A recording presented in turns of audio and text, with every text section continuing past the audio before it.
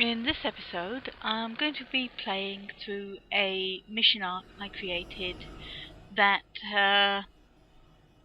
avoided some of the pitfalls I felt were present in the canon villain storyline. See, in the superhero genre, it's fairly common for the villains to be self-motivating and the heroes to be reactionary, but as City of Villains was written, your character is really nothing more than a glorified thug. You are being used by other people or working for them, and there's very little of your own motivations in the thing. You know, it was never your plan, a plan that your character had come up. In a way, the newspaper tip missions were sort of a minor alleviation for this, but again, it was very petty. It was always find this artifact, beat up this guy who's ruining my bad name. Find this guy for other villain group and hand them over. It was only really a step up from just being a mercenary. You have still very petty goals.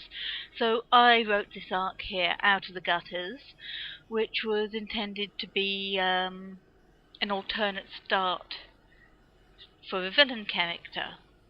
Here we have, instead of the contact being a person, we have it as an object, a plan. This is to imply that your character is coming up with things of their own. Tell me what my character does in my difficulty settings. So here we are. Now, you notice this note here. Okay. I put that in because one of the things that infuriates me about a lot of arcs, especially later on, is that they make assumptions about your character's motivations, and they don't tell you what those assumptions are at the start. So in this case, I just said, this is what the arc is designed to do.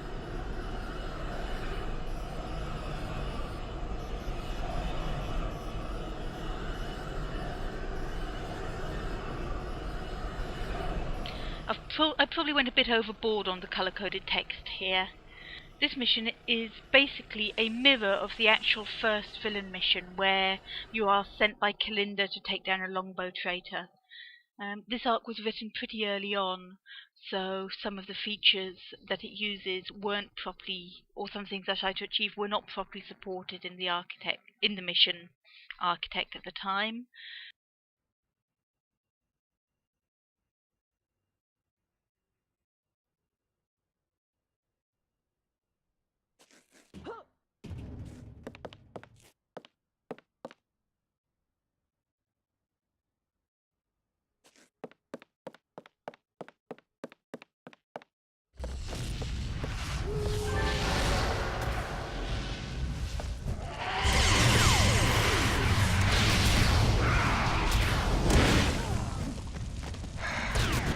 We've got some Arachnos kicking around, some longbow kicking around. I can't remember what powers this character has. She's a plant energy dominator, which is a bit hacked.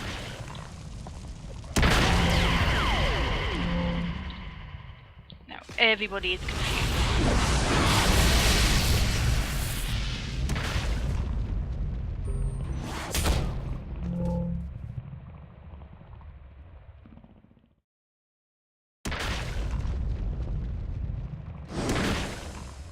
Her bit of background info. She's not supposed to be anybody in particular. She's just a random generic destined one whose day you're about to ruin. So there you are. Mission over. No clues. I actually had one of the bits of feedback I had from the arc was somebody complaining to me that the contact wasn't visible from the back, as if, you know, that's anything I could control. Obviously the contact isn't visible from the back because normally you wouldn't be able to see the back of this object, so there's never any point rendering it. So it doesn't exist. Okay, and there you are. We're getting a med port implanted.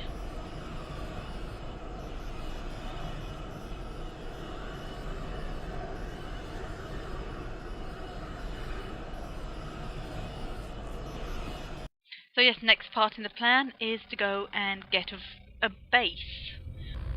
This took me a lot of time to get this mission right because there were problems getting the thing to work properly.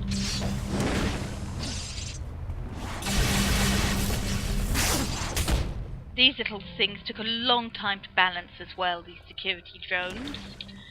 I tried them electric and that was no good because they had too much energy drain for the level they appear at.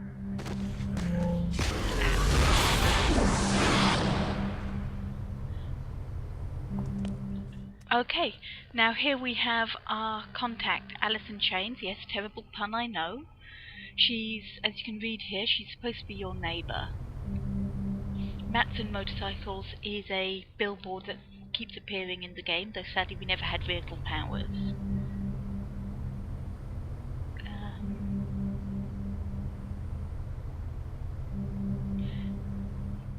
Basically, she's supposed to be a friend. She's somebody who's decided to go through the same path in life as you, make her own future in the islands, rather than be just another victim. It's quite tricky when writing friends for characters in MMOs, especially because you've got, certainly at this point we had no dialogue options available. So I've tried to make her pretty non-offensive and competent, so you don't feel like you're going to have to bail her out all the time. Now we've got a Chloe down here. She'll come around to help. She's got electric powers.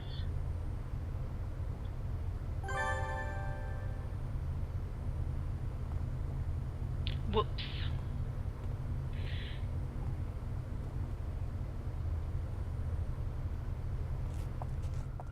Okay. This is what I said about how you start with an empty map and then you can have patrols spawn based on you activating a glowy. As I said, Alison here is doing a pretty fine job of killing the little robots herself, which is quite good. At this point she's a lieutenant, so she shouldn't be overshadowing the player character, but will be helpful. I think I might have given her a power that ups her perception radius, but otherwise I found she wasn't seeing them and would just kind of be, be an annoying tag-along like, say, Fusionette, rather than a helpful member of your team. Another problem I had with these guys is obviously was making them actually give XP because of their weird group makeup. It took a few tries to get a group that would give proper XP, as they're only supposed to be minions rather than bosses. I think I achieved it in the end by making boss and lieutenant members of the group, which are necessary for it to give full XP, and then setting them to not auto-spawn. So whilst they still count for the XP purposes, we don't see them in the group at all.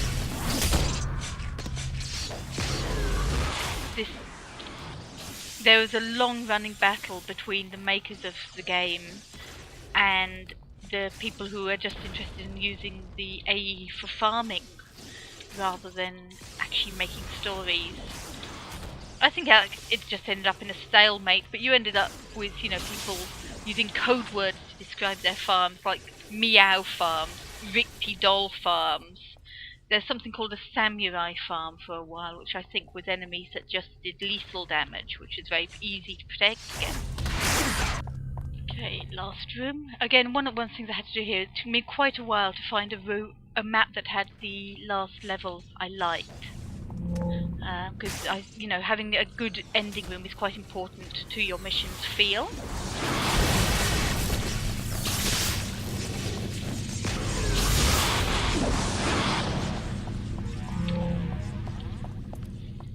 I'm having probably a slightly easier time of this than other people said they had in the mission, because the character is natively level 50, whilst I have had my level cut to 10 for the purposes of the mission.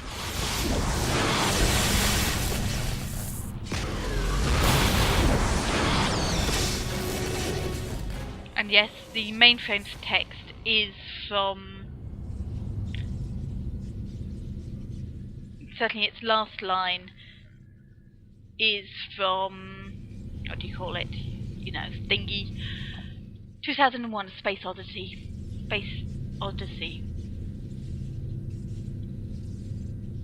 There's the initial text rally that I'm not sure we saw. And Mimi's text too.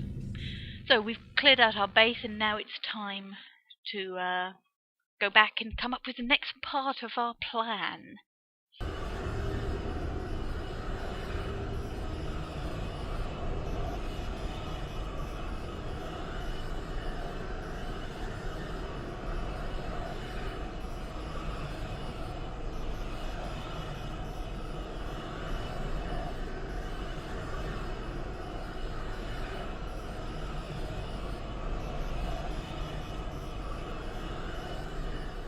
So here we are, we're going to trash the Arachnos records that might have the base location. In this case, I'm setting it up so that Alison is off screen doing half the mission herself, rather than you wondering where is Alison whilst you're doing this. Yes, in your base reference, because I'm very sad.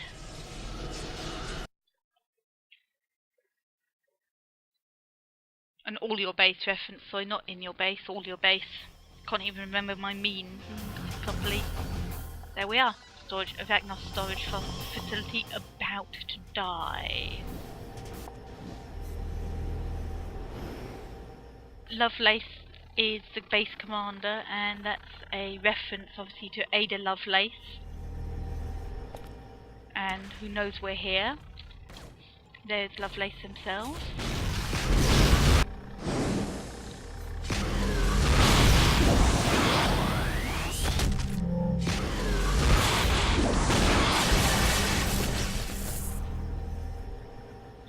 Okay, there's a clue.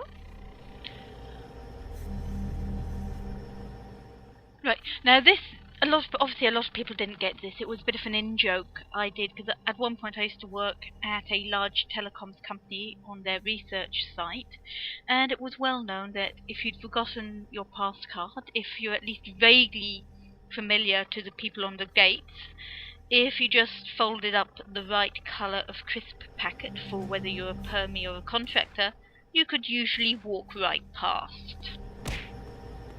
Obviously nobody ever got this joke in here, but you know, it was a little Easter egg for me. Right, now we've got glowies. Tiny, tiny glowies. The reason I use these rather than the big bombs, despite them being a bit annoying to find, is just because they look more portable.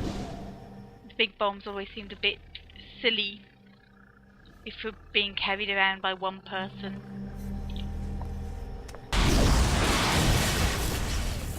Here is Merrick actually paying attention.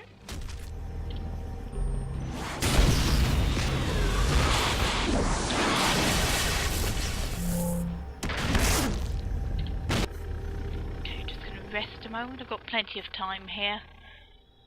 The time limit is a way to add a bit of suspense to mission, so obviously, certainly with the middle of the chain arc, as I've said before, you've got to write your failure text so that you know, so the arc can continue.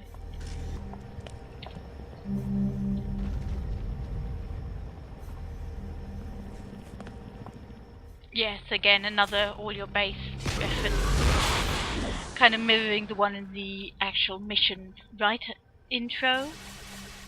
Because, you know, what's the point of a bad joke if you can't run it into the ground?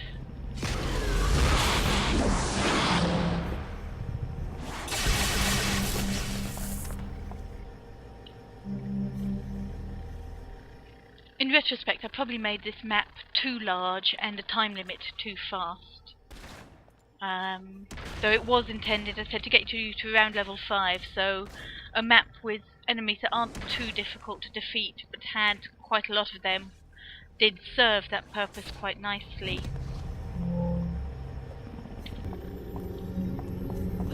I think I might have set it for a random map actually. Just make it slightly more interesting, for a small value of interesting.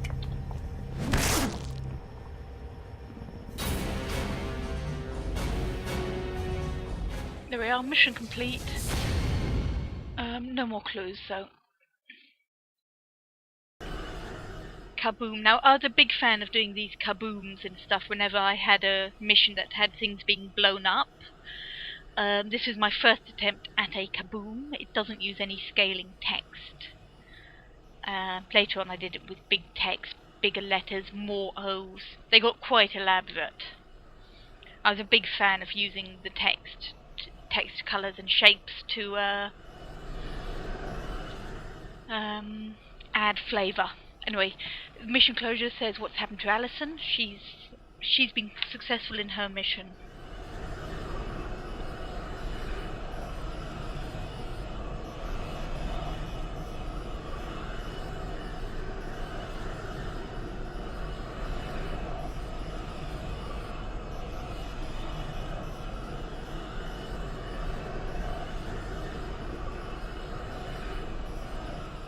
This was an attempt at a mostly non-combat mission, something that wasn't supported in the AE very well at the time.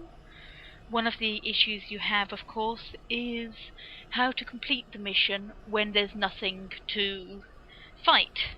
So we had to tie mission completion to something else.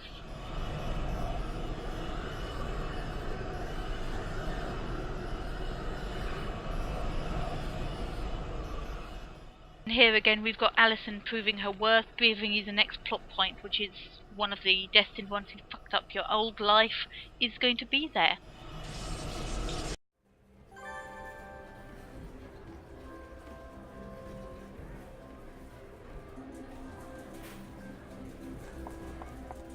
Now one of the problems here is because Madcat here is set as an ally with no escort, because there's no way to have him be there as anything but. I don't think you could do friendly bosses at the time. Anyway, he's quite clearly supposed to be a jerk, as you can see. We've got some button men wandering around looking at the exhibits.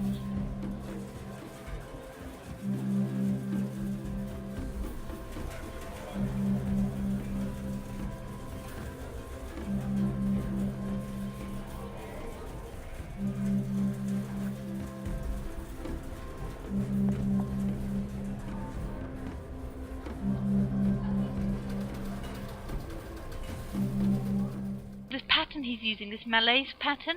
It's not available anymore. It got taken out. It was specifically for use for the Malaise NPC. Right, let's get the clue he's got.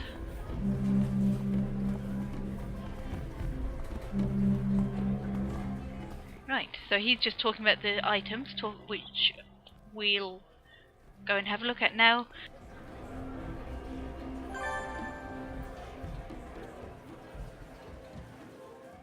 One of the objects triggers the next part of the mission.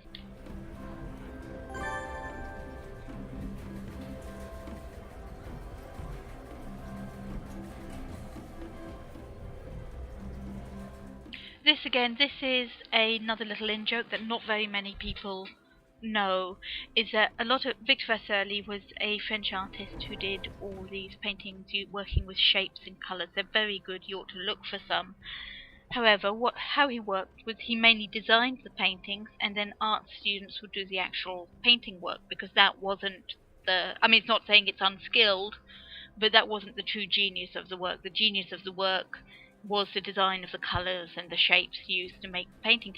Unfortunately, Vasarely was a bit of a dick to work for, by all accounts, and this is first-hand knowledge from one of the art students who worked for him. So they used to write screeds about him under the painting, and theoretically those should be coming through soon as the paint decays, which actually makes this painting, contrary to what Madcat says, real.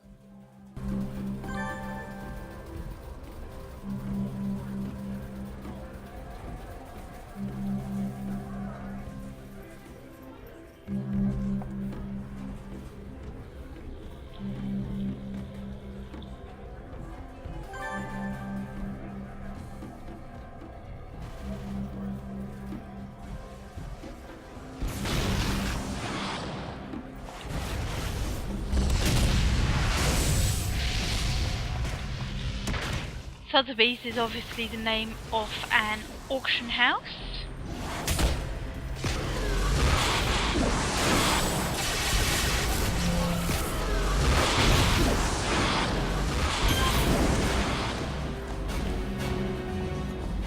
And that triggers the mission complete, defeating these guys.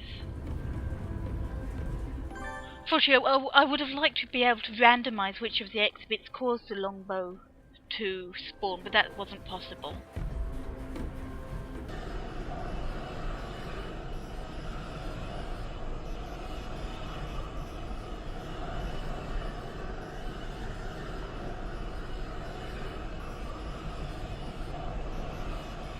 Bonesaw is a club that you see, again, billboards and signs for around the islands.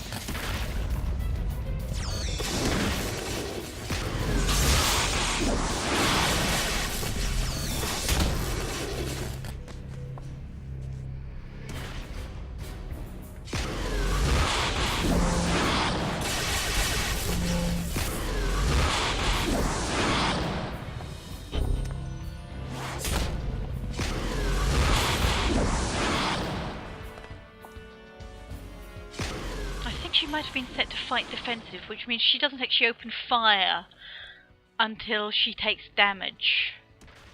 Which obviously when she's teamed up with the Dominator isn't a particularly good idea, because the chances of anybody taking damage are pretty slim. So I'm actually going to cut down on the hard control.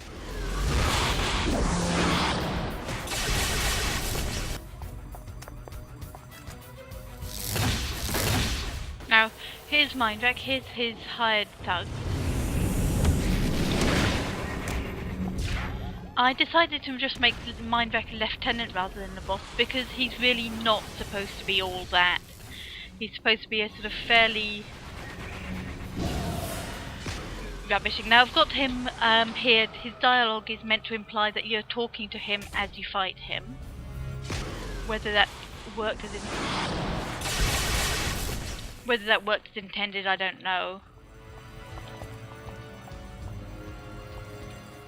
And here he is, his medicom's failed and we've got him. And here's the actual loot. Now normally I have these on fairly fast timers, but in this case it's supposed to be warding spells, making it difficult for you to concentrate on it. As you can see, because here you got the Rip coming in to stop the robbery, and behind them we've got the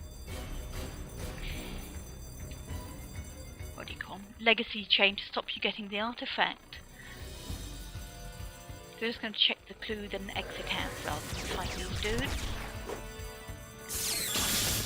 Now what I should really have done is put these guys in as rogue, so that they attack anybody they see.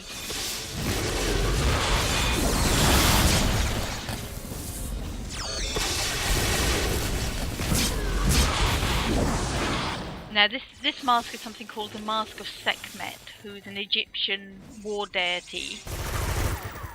And it was, had I continued the story arc as I'd planned, it was going to be a big future point in the missions. Sadly, real life got in the way, and I never got round to writing follow-up arcs.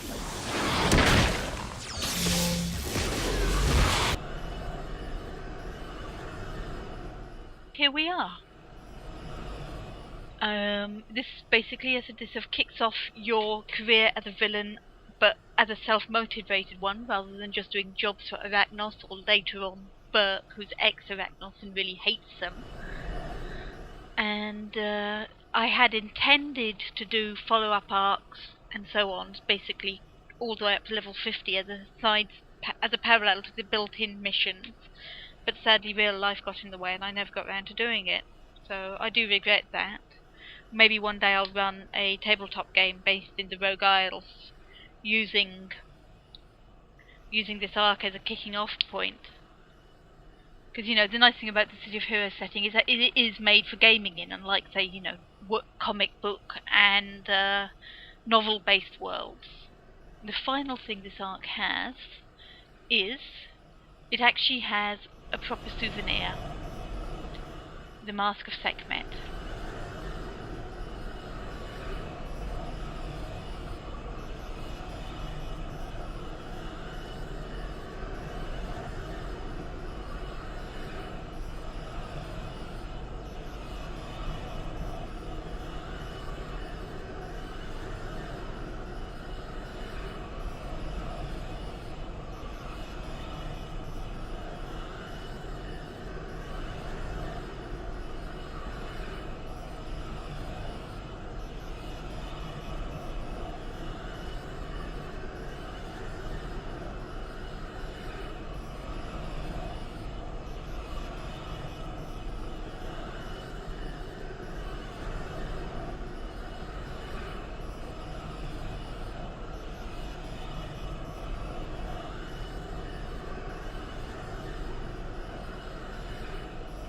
This is Madcat signing out.